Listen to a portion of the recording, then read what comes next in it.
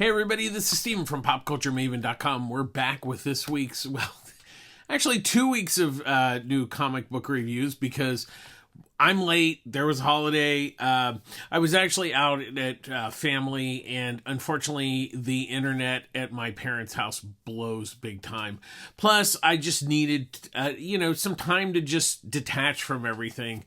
I did actually read a number of things. I was trying to catch up on some original graphic novels that came out last year that I had bought, but I hadn't had a chance to read because I spend time reading a bunch of comics every week and also reading comics.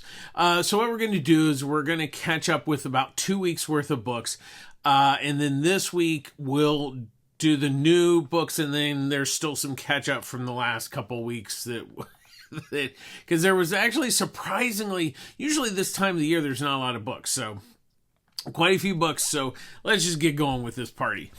First up, we have Metamorpho, the Element Man, #1, written by Al Ewing with artwork by Steve Lieber. So what this is a new mini-series. It sets up, it starts off with the Cyclops organization breaking into Stag Industries to kind of find out about Metamorpho and kind of what Stag Industries is doing. And then Metamorpho basically, tracks, follows the guy in and, tries to stop him, but he has powers that, disrupt Metamorpho's powers, so he has to figure out how to defeat him, and then along the way Element Girl comes in to help him, and it's a basic setup story because one, Metamorpho's not a big DC character, so what I really loved about this, now I know the character fairly well throughout the years, and I think he's a great character. He's just really never been used very much.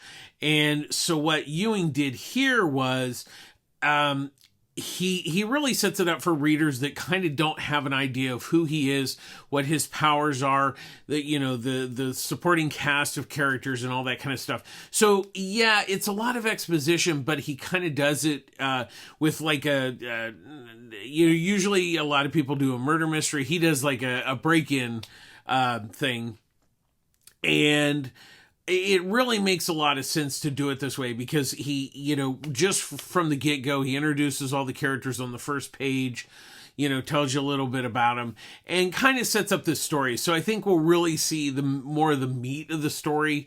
There is definitely things that he sprinkled throughout this first issue that is laying the groundwork for the story.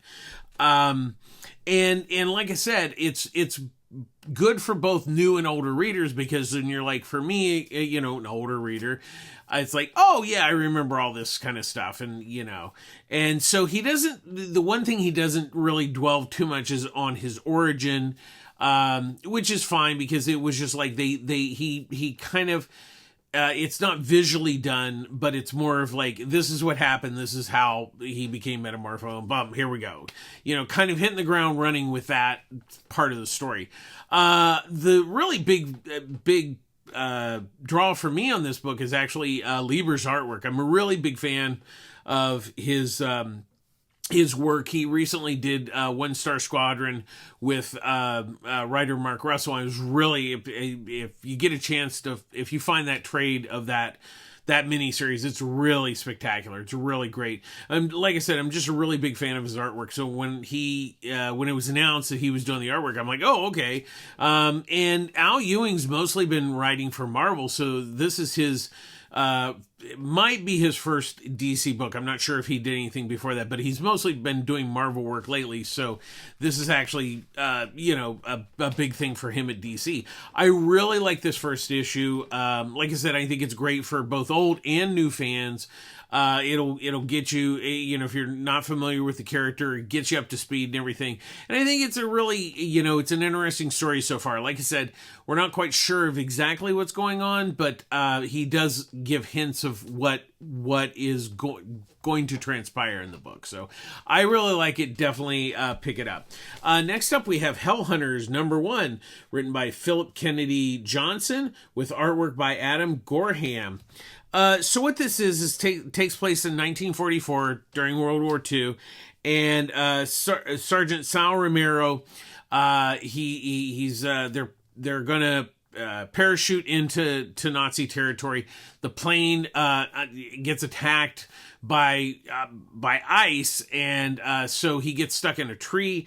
And before that, it sets up that these Nazis have basically, made a deal with the devil, basically, and so they're kind of like these demon Nazis. So they kill him, but he gets to come, he comes back as Ghost Rider. It's like, oh, you're died, but you want vengeance. Okay, here you go. Here's how you. And so he meets up with Sergeant Nick Fury and the Howling Commandos, and then they're gonna go hunt the demon Nazis. That's a setup. I actually was really quite surprised. I really enjoyed this book. And as a matter of fact, when I got to the end of the issue, I'm like, hey, that's it. I want more. So that's actually I think that's a really good sign that for a positive on this book, is that, like, I was like kind of upset it just ended. There is a lot of setup here, but I think the setup's very interesting. It wasn't it wasn't blown away per se by the book, but I just really thought it had really good script by Johnson, and then Gorham's artwork is really, really nice. It's a really great looking book. It was a lot of fun, and I think, once again, setting stuff in World War II, I think it even though it's in the past, I think it gives you a lot of leeway to do things with characters that you normally couldn't do. And obviously, per the cover, Bucky's gonna be in it, I would assume. So we might see some other Marvel characters show up, but so off to a really great start. Like I said, really good script by Johnson, really nice artwork by Gorham, and I think it's well worth checking out. I really liked it, and I'll be interested to see where they take the second issue. Next up, we have Absolute Wonder Woman #3, written by Kelly Thompson, with artwork by Hayden Sherman. So this issue deals with the Tetracide, coming to the city, and Wonder Woman's trying to stop it, and she's like, I don't know if I can stop this. This is really bad. I'm telling you, it's really, really bad. But part of the story really takes place in the past, where Diana first meets Steve Trevor because he gets trapped in hell. So she makes a sacrifice. I will not tell you what that sacrifice is, but she sacrifices something to basically get Steve out of hell. And it's really interesting. I never quite noticed that before, and you're just like, which is good. And that really is a big plus for Thompson, because it's not so much that it was hidden. It's one of those things that's in plain sight, but you didn't notice it. And then you, like, when it's revealed, the sacrifice, you're like, oh, okay. And then you go back and you look and you're like, oh yeah, it was there the whole time. Also, so really, this Tetracide, that's a giant kaiju, basically. She explains that it's that it's death by fear, and it emits a sound, and the sound is like, it draws you in, and then basically it eats you and sucks your soul out. And she's like, this is bad. This is really bad. The other interesting thing is Barbara Minerva is introduced in this issue. So we obviously not as Cheetah. She is not shown up as that. We just see her as Minerva. So it'll be interesting to see. So Thompson's laying groundwork for characters, rogue galleries from Wonder Woman, because once again, this is just a different variation on the Wonder Woman story. And what Thompson's doing is it really captures what the heart of Wonder Woman as a character is. And that doesn't need to be changed or fixed. And she is very smart in doing that, in that sense of, she's not trying to reinvent the wheel here. She's just telling a different story within the parameters of what the character what the soul of that character is, what Wonder Woman really embodies. And that is what I really love about this book. And then Hayden Sherman's artwork, their artwork is just absolutely amazing. just the way that they, especially like the facial expressions on Diana, and especially like her eyes. There's just some really beautiful panels with her eyes, and they just Sherman just draws it so well that it just the way that they lay out the panel layouts and everything. It's just, the artwork is just stunningly beautiful. It really is. I really am enjoying all the Absolute books, but really, this book has really just, for me, set that bar even higher. And that's not discounting the other books. I think both Absolute Batman and Absolute Superman are quite good. It's just that what Thompson and Sherman are doing here is just, it's really almost like next level stuff. And the way that they're building the world and everything, both in story and in visual, is just, it's stunning. It's one of those books that I'm really, like, truly look forward to every month. And that is a rare feat to do, where you really look forward to something, and it's almost like as soon as it comes in, it's like at the top of the pile. It's like, I got to read this first. So I can't recommend this book enough. If you're not reading this, you really need to check it out, because it's just absolutely, Thompson and Sherman are just knocking out of the park, and it's just really amazing comic. Next up, we have G.I. Joe #2, written by Joshua Williamson, with artwork by Tom Riley. Last issue, there's, the Joes were, they were in charge of keeping the weapon out of Cobra's hands. Cobra came in. It did not look good for the Joes at the end of the first issue. And guess what? They kind of got their butt kicked in this. So Duke's team's kind of on the ropes. Clutch is missing. And then we have Risk coming in to join the Joes. And there's a great twist that Williamson does at the end. And I don't want to reveal it, but it was like, oh, that's really interesting. We did have a casualty. I won't mention any names because I don't want to spoil anything, but I like the fact that Williamson, once again, it's like Cobra has, the advantage because of the Energon and the weapons and stuff, where Joe doesn't have that. And I think it's really quite interesting where, it in some ways it's the smart move, kind of beat the heroes down, so then they can flourish.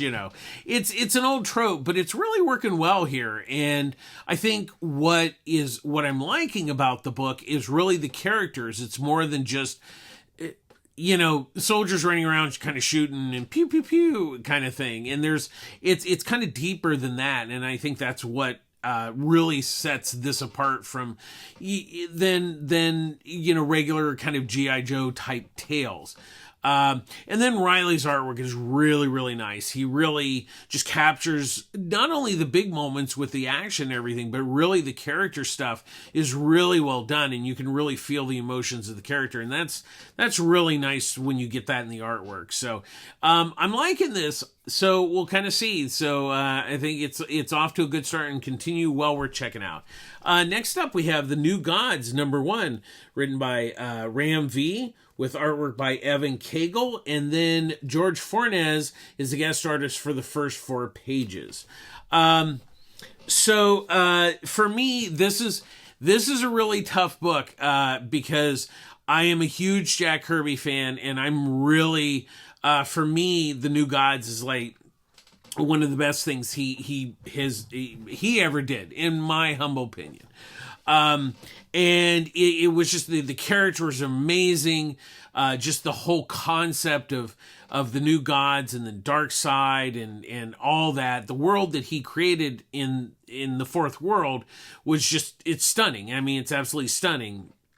And so, there have been many attempts over the years with very mixed results. I think the only post ones that I think were obviously Walt Simonson's run on Orion was really good, and that was really spectacular. And even I will have to say, I think John Byrne's take on the New Gods was actually quite good too. And Starlin, with Cosmic Odyssey, which is kind of not just, the Fourth World. It included other DC characters, but that got pretty close because Starlin's really good at the whole cosmic thing. But what Ram V has done here, first of all, it's kind of he does a pretty good job of setting it up. I think it does help if you kind of know who the new gods are, but he does walk you through, and he's really good about like, okay, here's this person, this is who he is, this is this person, this is who he is. So now, he doesn't spend a lot of time explaining, like what they do and what their powers are, unless it's necessary to the story, which is really a good key and really smart of him. He shows that, because Orion was Darkseid's son, so the mother box, hides his, more disfigured face, and so he wisely shows that. But what really the setup here is that Darkseid is theoretically dead. And that happened in the DC, the split off of the All In initiative. And so theoretically Darkseid's dead, so that has kind of changed the dynamic of the Fourth World. So Highfather has, Metreon has told him of this prophecy that there is, that he needs to kill this new godchild. And so he sends Orion to Earth to find this godchild, but Orion goes to Earth, but he actually goes to Scott, Mr. Miracle, and says, hey, I've been sent here to kill this kid, and I kind of don't want to do it, but I have to, because Father asked me to. So, that kind of sets up the thing of, and we do see the godchild at the end of the issue. That's not really a spoiler, but we don't really know much about it. And that's where, we kind of kick off the story. Like I said, I have to admit, Ram did a very good job here. I was very pleased with this first issue. Also, Cagle's artwork is really, really top notch. It's a really great looking book. I also like the fact that he doesn't spend a lot of time explaining everything in the first issue. I mean, yeah, there's some exposition, but he really is just kind of showing you this Fourth World, basically, and that's really the smart move, because a lot of people are not super familiar with the Fourth World, and I think what I like about what Ram V is doing here is he's leading you into the Fourth World. He's showing you these characters and saying, hey, this is the story, and this is how they're all going to fit in, but we're not quite sure how they're all going to fit in. And I really did like that. And then, like I said, Cagle's artwork is just really top notch. It's a really great looking book. I really recommend it. I really have high hopes for this. And the first issue, I think, has started off really quite well. So definitely check it out. Next up, we have Absolute Batman #3, written by Scott Snyder, with artwork by Nick Dragata. With the third issue, a lot of it is really, we see some flashbacks of that Selina and Bruce were childhood friends. So there's kind of that going on now. We have kind of been introduced to Selina, but we really haven't seen her too much. But by putting in this, that they know each other, that brings up an interesting, dynamic to their, relationship. Of course, Alfred is, kind of this bounty hunter. He's not the Alfred we know. And, so then they're on the Batmobile. There's that action sequence. Really, the heart of this issue is really, the relationship, learning of the relationship with Bruce and Selina. We're also learning kind of his relationship with Edward Nygma, because he helps find, out how the party animals and the skull mask work. And also, we kind of get to see the Black Mask a little bit, and that he offers Bruce a deal to like kind of back off so he can, I guess, take over Gotham. We don't know. And whether Bruce takes that deal, we don't know. No spoilers. We're trying not to spoiler. But it really is, it was a very interesting issue, built nicely, the first couple of issues. And, once again, this is a really good book. I'm really liking it. Snyder's really doing a great job with the script, and Dragata's artwork is just really, really just top notch here. Still worth checking out. I know people are buying it, but make sure you continue to pick it up, because they're really building this new absolute Batman world quite nicely. So I'm really enjoying it. Once again, looking forward to it. Not as much as Wonder Woman, but nothing against these guys. They're doing a great job. But definitely check it out. Next up, we have The Moon is Following Us, number 4, written by Daniel Warren Johnson, with plotting with Riley Rossmo. And then the artwork is by Riley Rossmo and Daniel Warren Johnson. So a bit of a spoiler, we did learn last issue that Samantha's mother, Sam, Grant is basically, she is the one that's holding Penny, hostage in the dream world, basically. And when we don't know why, we don't know why from this issue, but we do kind of learn that it's, it's becoming harder for them to go in to the dream world via like the machine. So what they now have to do is they're actually kind of going in naturally. I guess you could say it's kind of like this magic tree, and they're going in and, with the roots of the tree now have kind of more ammo to go after Grandma and try to save Penny. That's really what's kind of happening in this issue. I mean, there's a lot more building of the story, of like the two worlds and everything.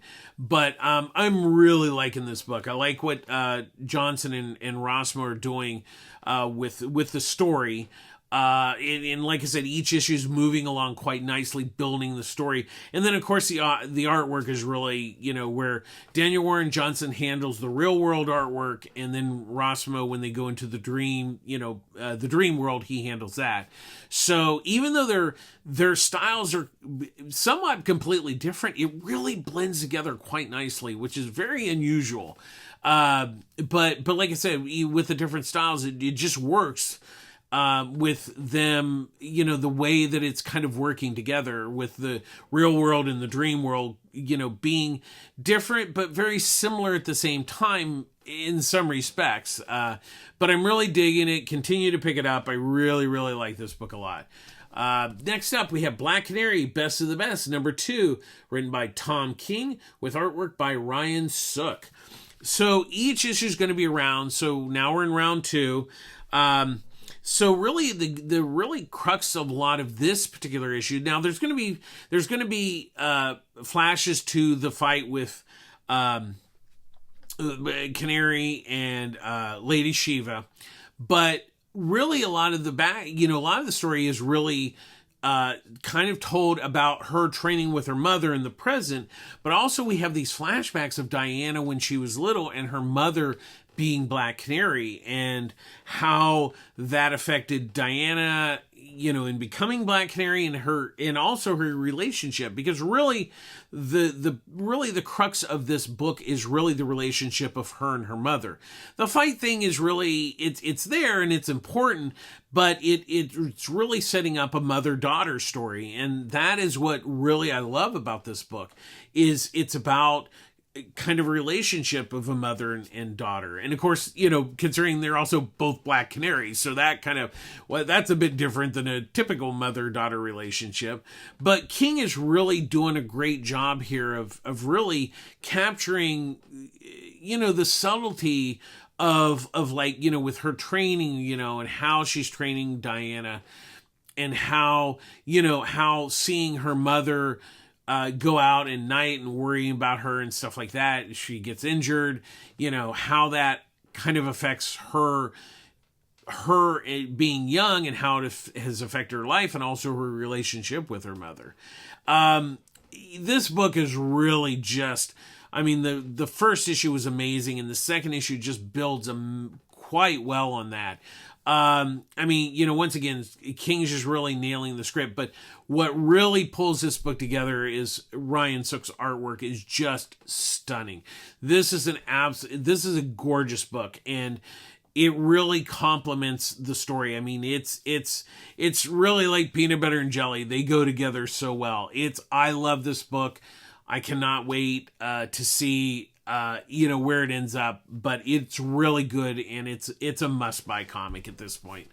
Next up, we have Wonder Woman number 16, with the main story written by Tom King, with pencils by Bruno Redondo, and inks by Caio Felipe. And then the backup story, The Secret History of the Sovereign, is written by Tom King, with artwork by Kari Randolph. I recently listened to a podcast that Tom King was on. He was talking about this issue. So there's a couple things going on. First of all, he is a big fan of Detective Chimp, but really it makes sense to have Detective Chimp. Basically, Diana has Detective Chimp going after Sovereign to kind of, first of all, throw him off, but also kind of dig up stuff on him. So what this is if you know Tom King and you've heard him talk about this, he is a huge Columbo fan. And I think if you grew up in a period, I remember watching Columbo, and it's really, I mean, Peter Falk was brilliant. But basically, he's kind of channeling that Peter Falk Columbo into this Detective Chimp, where part of the thing with Columbo was he would always go back and keep interviewing people and kind of to throw them off. And so that's what Detective Chimp does throughout the issue is he keeps going back to him and saying, well, I forgot to ask you this question. And it's just really, really great. And King did say that he kind of wrote this as a backdoor pilot for a Detective Chimp miniseries, so hopefully that'll happen. But having Bruno Redondo do the artwork is actually quite perfect. He's coming off his hot run off of Nightwing, and he really is perfect. I love Daniel Sampierre's artwork. He's the main artist on the book. But having these, when he does have these guest artists come in, they really fit into the story that he's writing. And like I said, Redondo is absolutely perfect for this. And then the Secret History of Sovereign is really, it's kind of Jimmy Olsen's doing like a TikTok or reel, and he's talking about about the Sovereign and kind of a behind the scenes stuff that he knows because his pal Clark has interviewed him. So that's really funny. And it's great to see Jimmy Olsen on, it's not his book, but it's kind of funny having him do the kind of the TikTok story about the Sovereign, which was really, really quite hilarious. And Randall's artwork is really, really nice. And really captures the humor of the little short story, and it's really quite good. Next up, we have TVA number 1, written by Catherine Blair, with artwork by Pierre Perez. Now, so this takes place after the 3rd season of Loki. So you definitely need to have seen that show to kind of understand, because it really. So what it is Blair's one of the writers on the television show Loki. So she's obviously exceptionally familiar with the story. And so, like I said, this takes place after the 3rd season. So after they have basically fixed the splitting timelines, so now we have Spider-Gwen, Gambit, Peggy Carter, and Jimmy Hudson they go out, and if there's like spurs, they go out and try to figure out what's going on and fix them and everything. And Miss Minutes has been somewhat fixed. And then of course Mobius is, cause he's in the TVA. So you see the characters from the show in the comic, and then they brought in, more Marvel, universe characters. And so what this first issue does is they go out on this mission where people are having these panic attacks because what it is their fears are basically coming to life. So they have to go out and, figure out what's going on. And then they find out they get affected by those fears too. So that's kind of the setup, so it sets up what is going on in the TVA with this team. And then they go out, and then, we don't get a resolve because it'll lead into the next issue. But it's a really nice first issue. I mean, look, it's not anything that, like, oh my God, that was the most amazing comic, but it was nice. And I think if you're a fan of Loki, this is a good extension of the show, but in a different way. And I think that was smart, because they're kind of doing the show, but it also really fits the mold of a comic. So I think that's really, kind of a smart move, that you're not just doing more of, like Loki, you're actually kind of mixing it up with the events of after what has happened in the third season. And Perez's artwork is really, really nice. It's a really good looking book, fun story, and I really had fun with it. So I think it's worth checking out. Next up, we have Challengers of the Unknown, #1, written by Christopher Cantwell, with artwork by Sean Isaacs. So what this is this comes out of the Justice League Unlimited. They built the satellite, and it's post Darkseid's death, but there's these what they're calling Darkseid anomalies. And so the Challenger team, which is Ace, Walter, June, Matthew, and Rocky, they're sent out to go figure out these anomalies and what is going on. So the first one they go to is Ace and Superman go to Mars. And while they're there, Superman, well, first of all, he tries to punch this thing, and it does nothing. He's using his full strength. So he uses his heat vision to go in, and it triggers like this nightmare in Ace, where he sees things like, is it reality? Is it future? Is it fear? We're not quite sure, but there is something that has affected him and possibly Superman. So that's really what the basic is, that they're putting the Challengers of the Unknown kind of as this group that helps the Justice League solve these, kind of dark side anomalies. Here's the thing. Look, I know the Challengers of the Unknown. I've read it.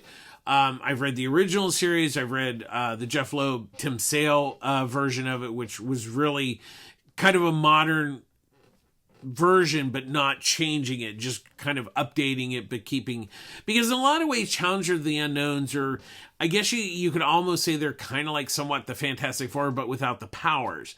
They're what it is they're basically just normal humans, running into like dangerous things on Earth. They were more of like a team, and they didn't have any superpowers. And I'm not sure that I'm sold on this concept of them being in kind of this Justice League. I mean, I understand why they're kind of doing it. I just don't know. It just doesn't feel like the Challengers to me that I know. So that kind of brings up the question, for people that know the Challengers. I mean, I didn't hate the book. I don't think it's terrible. I think Cantwell did a good job. I just don't know that the situation that he was given, that they are in, was necessarily, my favorite way to do it. And I think that's going to, like I said, I think that's going to be a problem, because new people are not really like, they're going to go, who are these characters? I don't know. And it's not really, it is kind of explained that, they're basically living on borrowed time. Okay, that's the basic concept, but it's not really dealt with beyond that in this issue.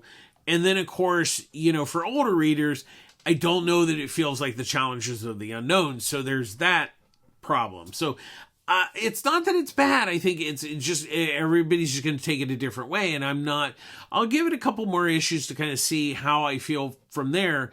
But I'm not particularly sold, and I know these characters. So, but a new person, I don't know how they would feel about it. So that kind of, brings the dichotomy of that situation. But Isaac's artwork is nice, and it looks good and everything. I just don't know, like I said, that I'm sold on it from this first issue, but we'll kind of see where it goes. Next up, we have Justice League Unlimited number 2, written by Mark Waid with Dan Mora. So it kind of ties in a little bit to the Justice League, or I should say the Challengers, because they're all kind of part of this Justice League, Unlimited thing.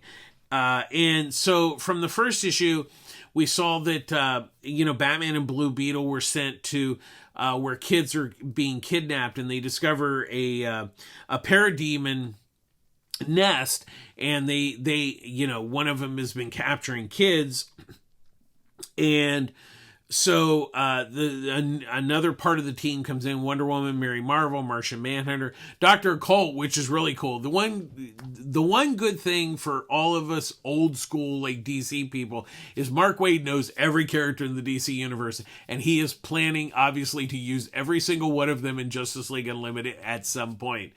So anyways, that being said, so after they kind of just, beat the parademons up and destroy the nest, Dr. Occult and Martian Manhunter go to try to find the kids. Now we've discovered, because the heroes have gotten back their powers, some have not. But in the case of Martian Manhunter, he's gotten some of his power back. He doesn't have his telepathy power, and some of his other powers are not back.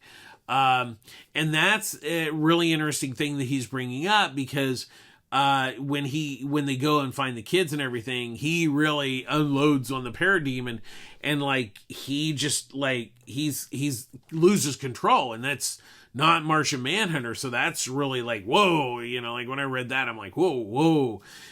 So that's really quite interesting and a nice little twist I like. And then of course you got Dan Mora doing the artwork, so and he can draw 1,000 characters on a page, so he's really good at that. So I'm liking what Waid and Moore are doing here. I like how Waid is bringing in characters that a lot of people are not going to be familiar with, but it's okay, because you don't need to know Dr. Occult and anything. You just know that okay, this is his power, here you go, But for, like I said, for old school people, you get to, you're like, oh, it's Dr. Occult.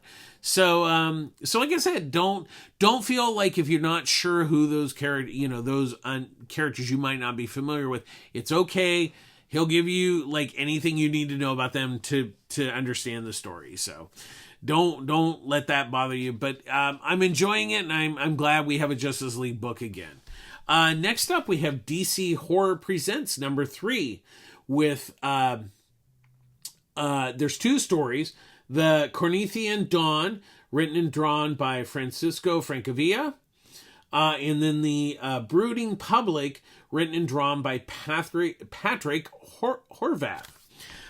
So as you can tell, I'm big fans of both of these talents, and so when I saw the solicitation, because the good thing about these single issue horror books is that they're self-contained short stories. So if you want to, if there's a certain creator doing one or both, then you're like, oh, great. But if it's not something that really maybe interests you, either creative wise or character wise, you can just it stands on its own. So you don't have to buy issue 1 and 2. You can just buy this one, or you can buy 2, you can buy 4.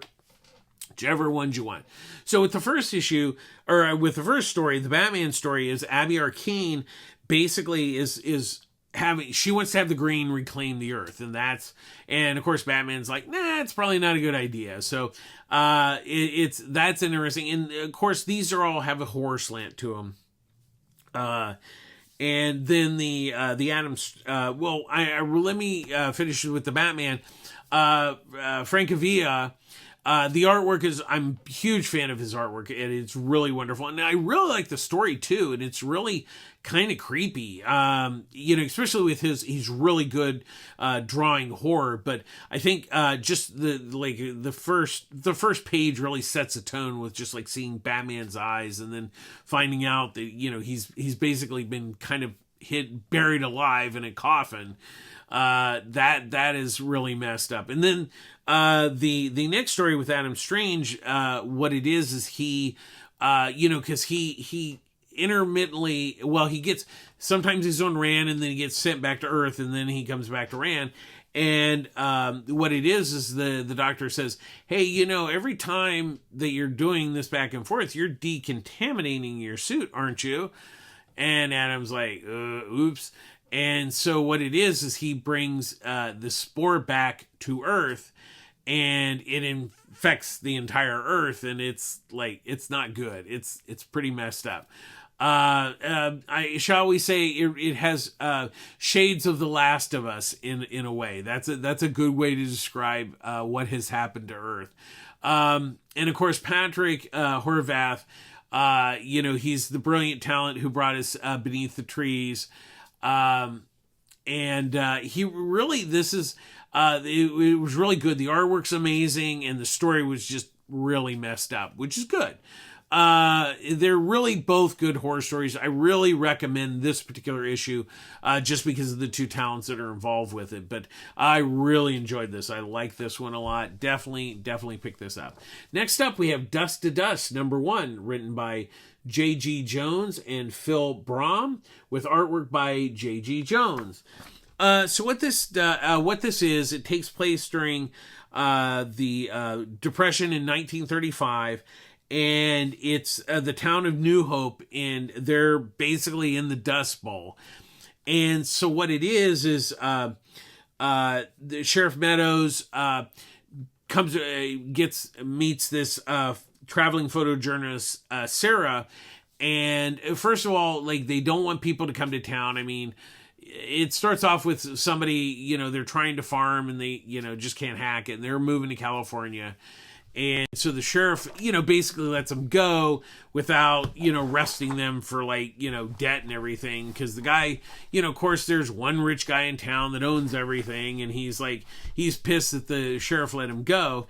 But there's kind of something going on underneath in this town. There's something you can just kind of, like, it's not anything per se on the surface, but you can feel that kind of tension just right below the surface. And, you know, it really sets up, I think what I liked about this is it kind of doesn't, so it sets up a story that, you know, the period, the Dust Bowl, but like what's going on in this town is really not quite revealed. But I really like that about this book, is because, you know, first of all, they spend the first kind of part of this first issue kind of showing like the effects of the Great Depression on people, on kids. And I think that's really smart, because a lot of, you know, there are readers that may not be familiar with how bad the Depression was. And I think setting that up is very, very smart. So that way, you know, like what the stakes are for people and everything. And then you bring in the rest of like what the mystery of this town is. You know, once again, I mean, you know, part of it, people are going to be drawn because of Jones's artwork, which is absolutely amazing. But I like how it's not black and white, but it's kind of like, it's really sepia tone. It has color to it, but it really is not full color, which is very smart because it really fits the period. And there are little parts where there will be color in it for specific reasons, which is actually very smart. It's a gorgeous looking book, but I really did like the story. So I really like this book. It's well worth checking out. Like I said, the artwork's gorgeous, but I was really intrigued by the story that is being set up. And like I said, there's not really, you know that there's something going on, but that's what I like, you know, kind of that slow burn of exposition, which is hard to pull off. And I think that Brom and Jones really do a nice job here. So really check this book out. Next up, we have Batman and Robin, Year One, written by Mark Waid with artwork by Chris Samney, and then it's plotted by both Waid and Samney. So what this, the second issue, or I should say we're up to issue 3. What this is we're still having, Dick Grayson's still kind of, he's wet behind the ears, and he wants to he just won't listen to Bruce, and that's what I really like about it, because in Bruce is kind of like, well, why isn't he just acting like, and Alfred's like, well, because he needs a father and he needs a mentor, and Bruce kind of doesn't know how to do that. So it's not that Robin gone wild, it's not anything like that, but he just he needs to learn the ropes, and he's still kind of hot-headed. But this issue, we kind of learn a little bit how the general's kind of, basically kind of torn the fractions of, like of Gotham, the Joker, the Riddler, and all these things. We haven't seen the Joker, but I'm just saying that he's kind of ripping the city apart, where there's a bunch of infighting and it's just kind of chaos. And that, Batman's trying to figure this all out, but he's not. The general's not leaving many clues. Now, we do, in this issue, they go to this cargo ship where the general has captured Two-Face, because he seems to have, like, there's something, maybe he's involved with it. We don't know. But, we also learn that we also find out that Two-Face kind of knows about Robin's parents getting killed. So, once again, it kind of goes into the whole year one of Batman and Robin. I'm really liking what Wade and Sam Neill are doing here. Of course, I love Chris Samnee. He's just an amazing artist. And I really this is really a fun book. And it's just, it's really just wonderful. I mean, it's just, it's kind of a story that's never really been told, and that's what I like about it. It's something that has always been there, but not really in depth. And these and Wade and Sam Neill are the ones that definitely tell this story. Definitely continues to be a must buy. Next up, we have Black Hammer, Spiral City, #2, written by Jeff Lemire, with artwork by Teddy Christensen. So we have the Inspector Insector, who is now, he set up an office in Supertown. So he's trying to get work, and everybody's like, there's no work around here, dude. We're just superheroes just trying, trying not to die or whatever. Now, there is a murder mystery that he's now kind of involved in, but we also have the other flip side of the coin, where the outside city, who is not big fans of superheroes at this point, after they've destroyed part of the city and tons of people dead. So the new government that's kind of taken over is really, kind of like a dictatorship.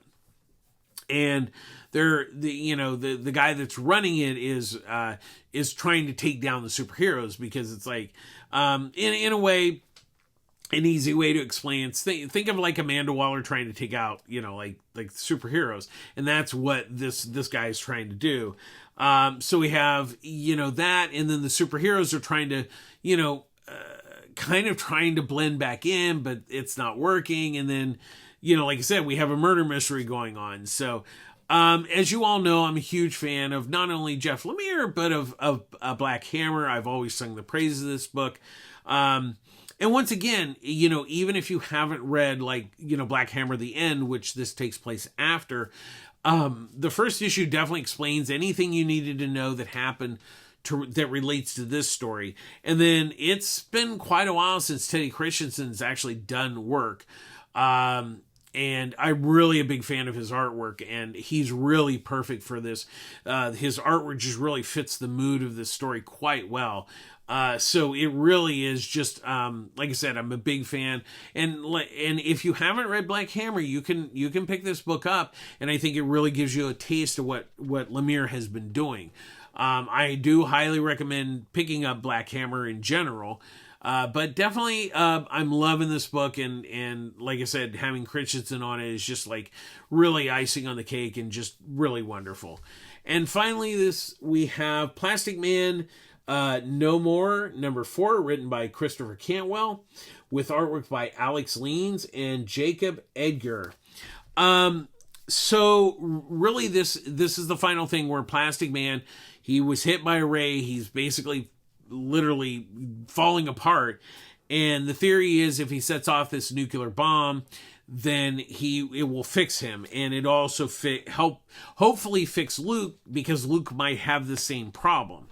So really that's kind of really the setup here, but I don't really want to say more because there's so much that happens in this issue. Really, it really boils down to his relationship with Luke, and him being a hero, and being a former kind of kind of robber, and just kind of around. He was like a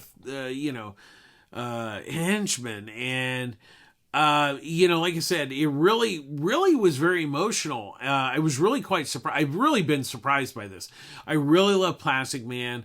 I think he's a great character, and Christopher Canwell really did a good job of capturing his humor, but also, he's kind of a bit of a doofus. He's not stupid or anything, but he's just, he sometimes leaps before he thinks. And he really has captured that well. And Linz does most of the artwork. He does the majority of the artwork, and then what Edgar does is whenever there's scenes with the Justice League, he does those sequences, but most of the artwork is done by Linz, and a few pages are done by Edgar, and you can see the difference. And I think it kind of makes sense because when they're talking in the Justice League, it is kind of a different feel, and I think that makes sense doing the artwork that way. But Linz really it was visually spectacular. This is just with the flashbacks of Luke, having memories with his father, with Plastic Man, and it was really, really great. I was very surprised by this. Like I said, I'm a big Plastic Man fan, and I think Cantwell, Linz, and Edgar have done him quite proud. I know this is going to be hard to find the issues unless you find them maybe at your local comic shop, but they will collect them. I believe it's going to come out in a hardcover first, and then there'll probably be a trade down the road. But if you missed this book, I definitely really, really think it's worth checking out. I really enjoyed it, and it would be nice to go back and reread it now that it's one of those books that, like, I want to go back and reread it, and that doesn't happen a whole lot, and it really was that good, so it's well worth checking out. That's going to do it. As always, public service announcement. I get all my comics at Pulp Fiction Comics, Long Beach, California. Ryan Skinner, the owner, runs a great store. There's Annie, there's Wendy. Derek handles their socials. It's a really great comic store. If you're in the Long Beach, California area, please check them out. It's a really great store. And as always, please support your local comic shop. Usually December's not a big month for them. And so make sure if you pre-order stuff, pick up your books on time. And, if you got maybe some Christmas money, go buy comics. Go buy comics. We can always go buy. You can never have enough comics. They think some people would say you could have too many comics, but I don't think you do. And as always, we end our show with be kind. Be kind to each other and be kind to yourself. Take care of yourselves.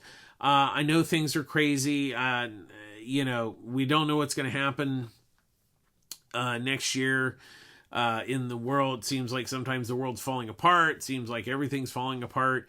But being kind doesn't cost anything, and kindness can really help not only you but others. Just being kind to yourself and others is really important right now, and also taking care of yourself.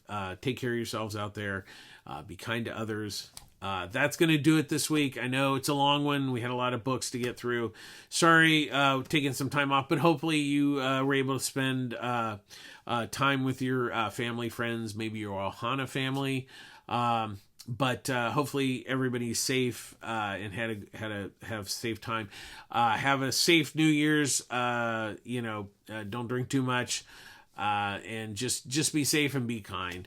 That's going to do it. Thanks for watching. This is Steven from PopCultureMaven.com signing off.